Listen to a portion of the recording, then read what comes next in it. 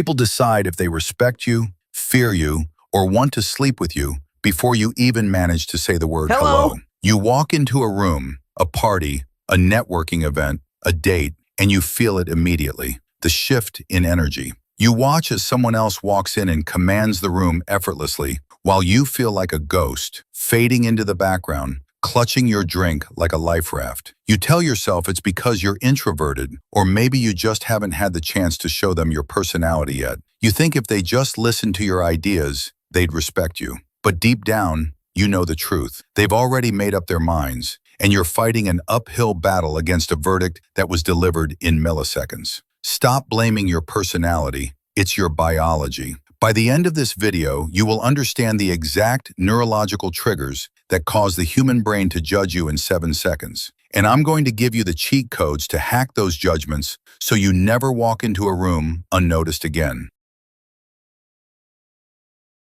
Here is the brutal reality. The human brain is a lazy, judgmental machine. It is a cognitive miser. It hates spending energy. To survive, our ancestors didn't have time to sit down and interview a stranger to see if they were a nice guy with good intentions. They had to look at a silhouette in the bushes and decide in a microsecond, friend or foe, mate or threat, leader or follower. This ancient software is still running in your head and the heads of everyone you meet. You think you are being judged on your wit or your resume? Wrong. You are being judged by the amygdala, the lizard brain. When you walk into a meeting with slumped shoulders and shifty eyes, you aren't being humble. You are signaling low status and potential threat. You are triggering a rejection response before you open your mouth. You are playing a game of chess, but you've already lost your queen before the first pawn moved. You are invisible because you are signaling that you should be invisible.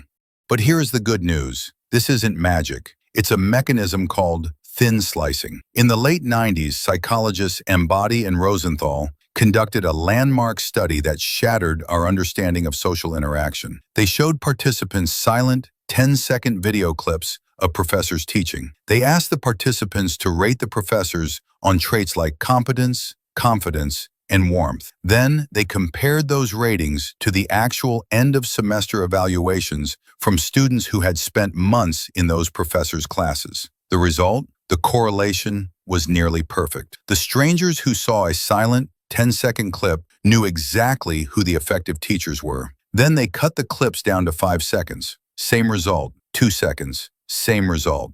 This is the single big idea. The brain does not need data to decide. It needs cues.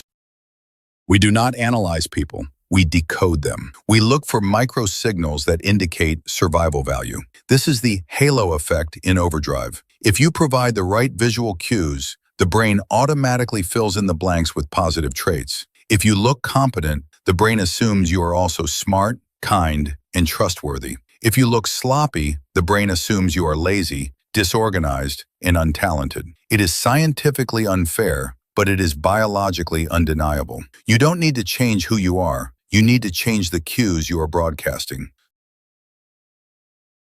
So, how do we hijack this system? How do we become the person the room pivots toward? We have to manipulate the 3 pillars of the first impression algorithm: openness, status, and warmth. Step 1. The biological safety signal. When you enter a room, your hands are your barcode. In our tribal days, hands held rocks and spears. If I can't see your hands, my lizard brain can't relax. If your hands are in your pockets or crossed behind your back, you are subconsciously raising the cortisol levels of everyone in the room. You want to hack the impression? Show your palms. It's the universal sign of, I have no weapon. It sounds stupidly simple, but watch the most charismatic people. They talk with open gestures. They expose their torso. They are signaling safety. When people feel safe, they lower their guard and let you in. Step 2. The status hijack. We know that grooming and posture outweigh genetics, but let's go deeper into the neurochemistry. High-status primates and high-status humans take up space. Low-status primates condense. When you check your phone, hunched over, protecting your vital organs, you are literally mimicking the posture of a submissive chimp avoiding a beating. You need to trigger the winner effect. Stand with your feet shoulder-width apart. Expose the solar plexus. This isn't just about looking cool. It's about neurofeedback. When you take up space, your body signals to your own brain that you are in charge, which lowers your cortisol and raises your testosterone. You stop scanning the room for approval and start scanning the room for opportunities. People smell desperation, but they also smell certainty. When you walk in with the posture of someone who owns the building, people will assume you do, even if you're just there to fix the copier. Step 3. The warmth competence matrix. This is where most alpha advice fails. If you just act tough and high status, people might respect you, but they won't like you. They will see you as a competent jerk. The Princeton psychologist Susan Fiske identified that we judge people on 2 axes: warmth, friendliness, and competence, ability. You need to hit the sweet spot. This is the golden quadrant. You need the posture of a general, but the face of a friend. This is achieved through the Duchenne smile. A fake smile uses the mouth. A real smile uses the eyes. The brain can spot a fake smile from 50 feet away. It looks like a threat display. A genuine smile, causing crinkles around the eyes, releases oxytocin in the viewer. So the lethal combination is this. You enter with the expansive posture of a leader, high competence, but you engage with the eye contact and smile of a listener, high warmth. This confuses the brain's categorization system in the best way possible. You become a high-value ally. You are strong enough to protect them, but nice enough not to hurt them. That is the magnetic pull of charisma. That is how you get the girl, the job, and the respect.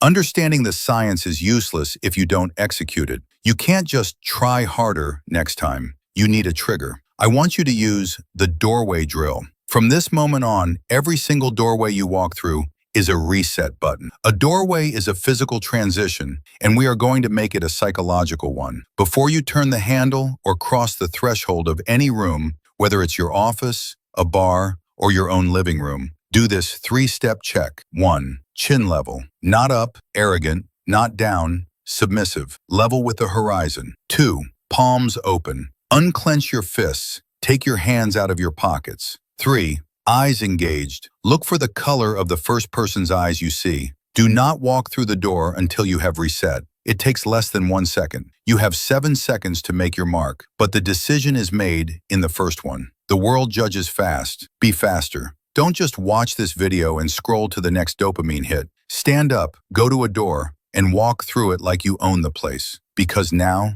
you do.